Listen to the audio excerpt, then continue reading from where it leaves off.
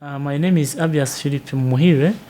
I am an architect by profession. I work for the city of Kigali in the urban planning and construction one-stop center department as a neighborhood and housing architect. Kigali is among one of the fastest growing metropolises worldwide. What do you think are the biggest challenges and maybe the biggest urban projects in the next years? Yes, Kigali is true, is one of the fast growing metropolitans in Africa, and we expect to have almost around 4 million people in 2040. And one of the strategy of the city in order to address the rapid urbanization growth was to establish a Kigali City Master Plan, which really drives and helps development which will happen in the city into the coming years. For sure, we have a lot of challenges, when the people are increasing, we need to have improved transportation in order to easy transport for people who are living in the city. We also have to address the shortage of housing, which is also one of the big challenges we are facing now. And now we have set up some programs. Also, as the city grows and the people grows, we need to have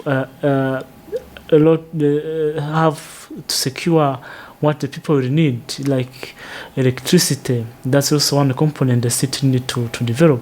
We need to have to create jobs. We need to have to provide food so that the people who are living in the city really can live a happy life and really in good conditions. Rwanda has a very specific topography. Yes. It's called Land of 1,000 Hills. Yes. How do you think can this topography also create a unique identity for the capital, for Kigali? Yes, thank you.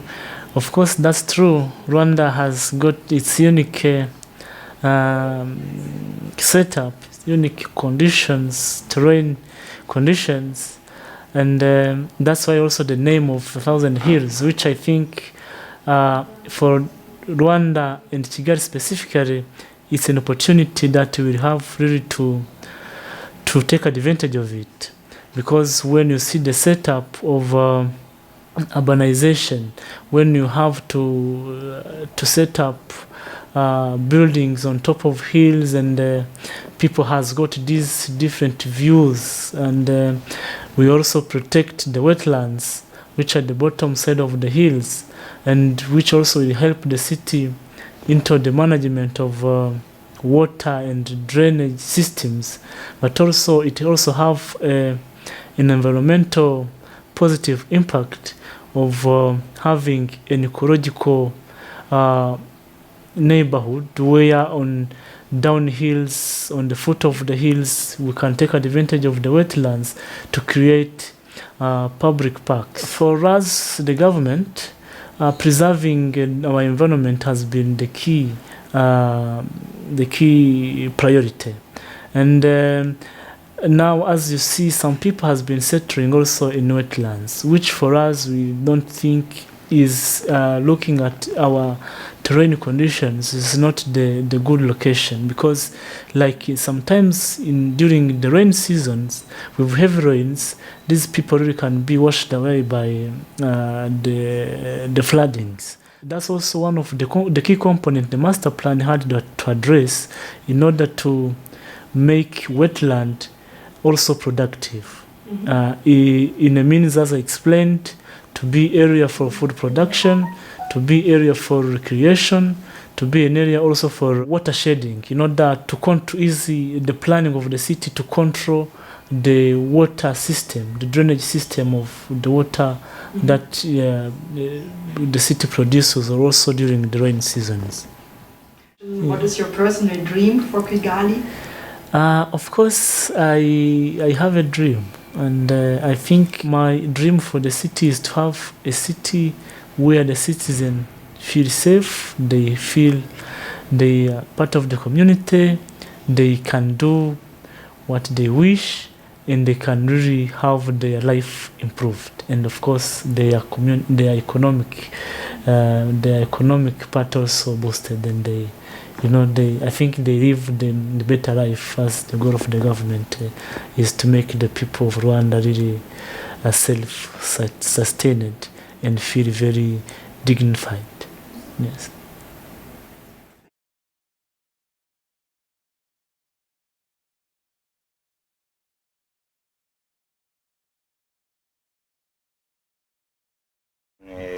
Yewe muri make hagarariye abaturage muri ibi bikorwa biri gutunganywa mu kagari k'Agatare. Ikindi mba mu nzego z'ubuyobozi mu kagari k'Agatare mu baturage. Mumaze imyaka myinshi mutuye muri aka kagari k'Agatare. Ni ubuhe buryo ubuzima bwahindutse mu myaka ishize? Ubuzima bwarahindutse ugereranyije igihe nahagereye, kuko hari nk'imihanda imaze kuhagera, hari abaturage batagiraga amazi, ku buryo ubu bamaze kubona ibikorwa byinshi by'ibikorwa remezo byamaze kubageraho. Ku biribwa turabibona bivuye mu masoko no mu biturage, ariko kenshi bitugeraho bihenze.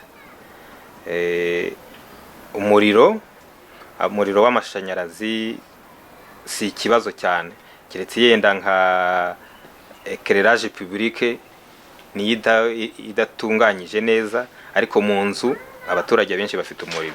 Ese ubuhaname n'imiterere by'imisozi byaba bigira uruhe ruhare mu buzima bw'abatuye Agatare?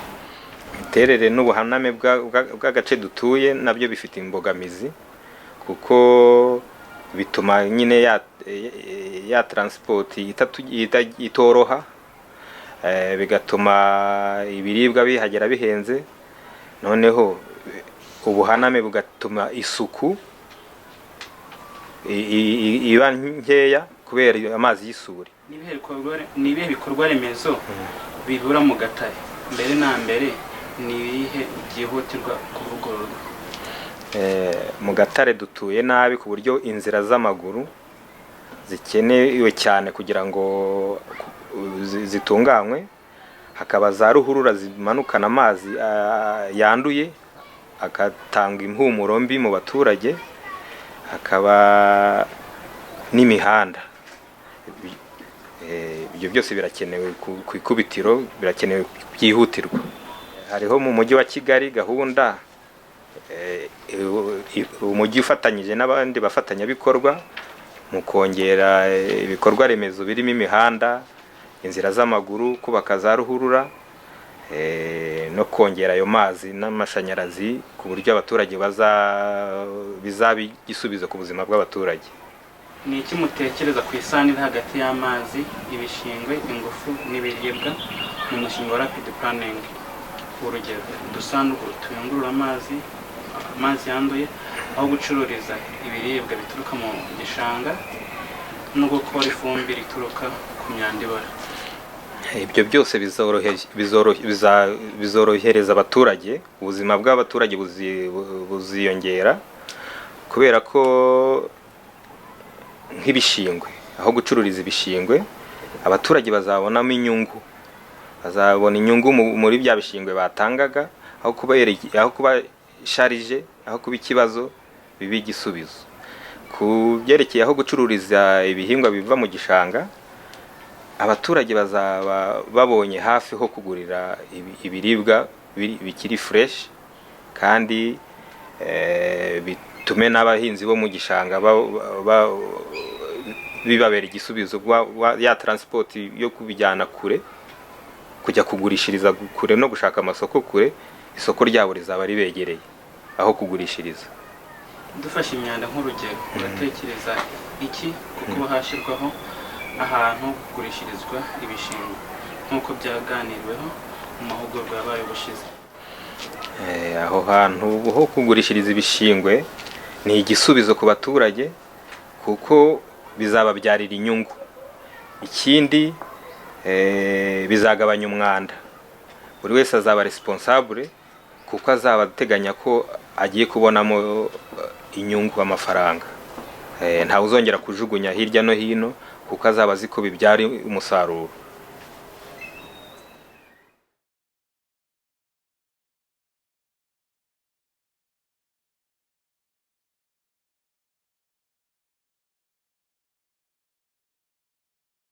Nitwa Ntakavuro Pelagia, ndi umuyobozi w'ikigo cy'amashuri abanza ya Biryogo giherereye mu karere ka Nyarugenge, umurenge wa Nyarugenge, akagari ka Gatare, umudugudu w'uburezi. Ikigo cyacu cyatangiye mu 1983, dufite abanyeshuri 1987, bari mu kigero cy'imyaka 6 kugera ku myaka 14. Ishuri ryanyu ryaba ryubatse ahantu hahanamye, ibi byaba bibangamira bite ubuzima bw'ishuri ryanyu cyane cyane mu gihe cy'imvura? Kubera ubuhaname bw'ishuri bibangamira cyane igihe cy'imvura.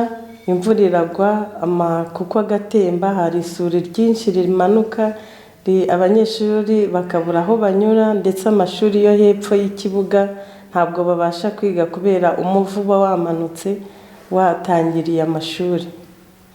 Mwatubwira ibikorwa Rapid Planning Entry Project ikora mu kigo cyanyu? Ibikorwa Rapid Planning imaze gukora, bateye vetiveya, baduhaye otatank, bagerageje kurwanya isuri, bashyiraho amapine, ariko ntibirarangira. Ibibazo bikeneye gukemurwa ni uko kurwanya isuri, gufata amazi y'imvura ntabwo afashwe ku mashuri yose, n'isuri ntabwo irafatwa neza ku buryo ntabwo birarangira. Abanyeshuri baba bishimira ubuhinzi bw'imboga ku ishuri ryanyu? Abanyeshuri barabyishimira cyane, kuko iyo bageze iwabo naho bo bakora utwo turima tw'igikoni babonye ku ishuri. Ni uruhe ruhare baba bagira mu gutunganya akarima k'imboga ku ishuri? Gusukira izo mboga, kuzibagarira no kuzitaho. Akarima k'imboga ku ishuri kaba ari kamwe mu nyigisho z'ishuri ryanyu? Ni kamwe mu nyigisho z'ishuri ryacu, kuko gafasha abana kubikora iwabo mu rugo kugira ngo bamenye akamaro k'imboga, nuko biri mu birinda indwara, kugira ngo barye indyo yuzuye, nuko haba habonetsemo n'imboga. Ni iki mwumva gikenewe ku ruhande rwanyu cyatuma ishuri ryanyu riba inshuti y'ibidukikije? Igikenewe kugira ngo ishuri ribe inshuti y'ibidukikije cyangwa se rikunde cyane ibidukikije, no gukomeza kubigira ibyacu, ari abanyeshuri, abarezi, twese tukabikunda kimwe, tukabigira ibyacu kandi tukabirinda.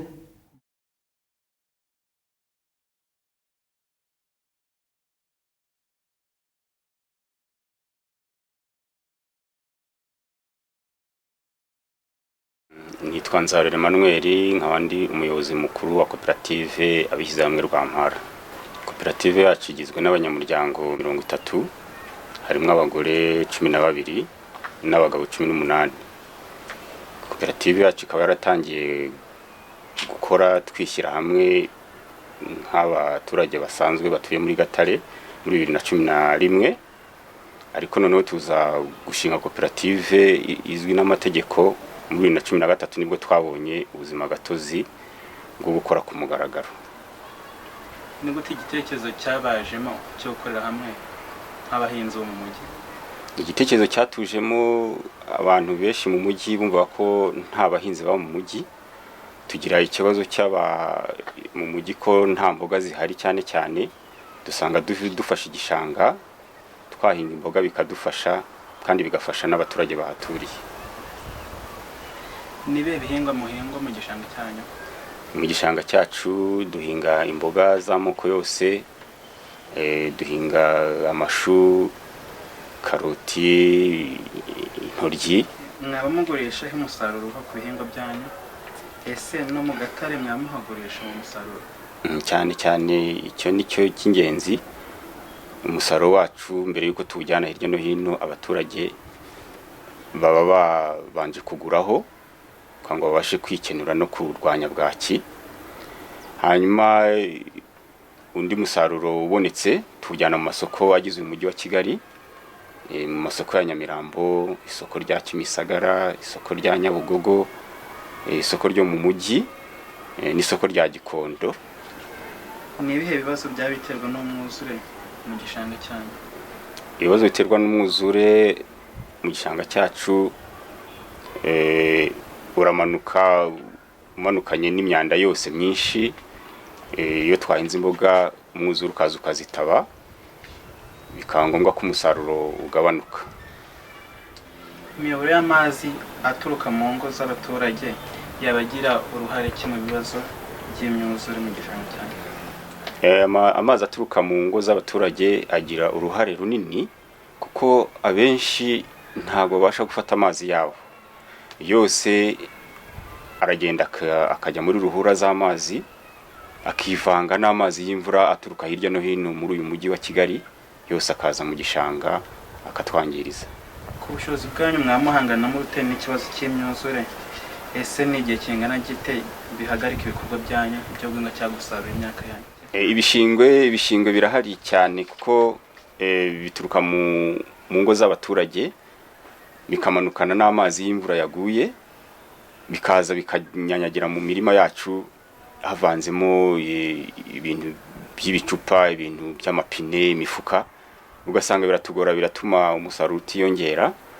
Byongeye kandi n'abaturage, hari abaturage babona imvura iguye, bakabuzana bya bishingwe byabo baba bashyize mu rugo, bakabimena muri ruba kwanga bibashe kubibakiza, kwa kundi wenda baba batabasha kubitanga ngo babitware, bikatwangiriza. Mwamutekereza gukora ifumbire mu myanda ibora, byaba bikorwa bite? Mwabikora muri buryo? Turabitekereza, habonetse ubushobozi, hakaboneka amahugurwa yo gukora iyo fumbire, twebwe twakwikorera mu baturusha ubumenyi, byadufasha. Ifumbire ibora mu buryo tuyikoramo kugeza uno munsi dukoresha ifumbire y'amase ituruka ku matungo yacu. Ntabwo turabasha gukoresha ifumbire ivuye mu bidukikije. Nihe byifuzo koperative yifuza kugeraho mu myaka iri imbere? Ibyifuzo koperative twifuza kugeraho, turateganya kongera umusaruro, tugateganya gushaka uburyo tubona imbuto nziza z'indobanure kugira ngo tubashe kugira umusaruro mwinshi. Turateganya kandi habonetse ubushobozi ku buryo habaho iguriro hafi y'imirima yacu, comptoir de vente, ku buryo abaza kuturanguraho kugira ngo habeho transport yo kubijyana, bajya baza bakabisanga muri ako gasoko gatoya twabashije kwiyegereza. Kujyanye n'amahugurwa, harateganwa ko twazakora urugendo shuri, tukajya tujya gusura andi makoperative hirya no hino yateye imbere kuturusha, amaze igihe kinini, kugira ngo turebe amasomo bakora, turebe ibyo bakora, turebe ubuhinzi bakora uko bumeze.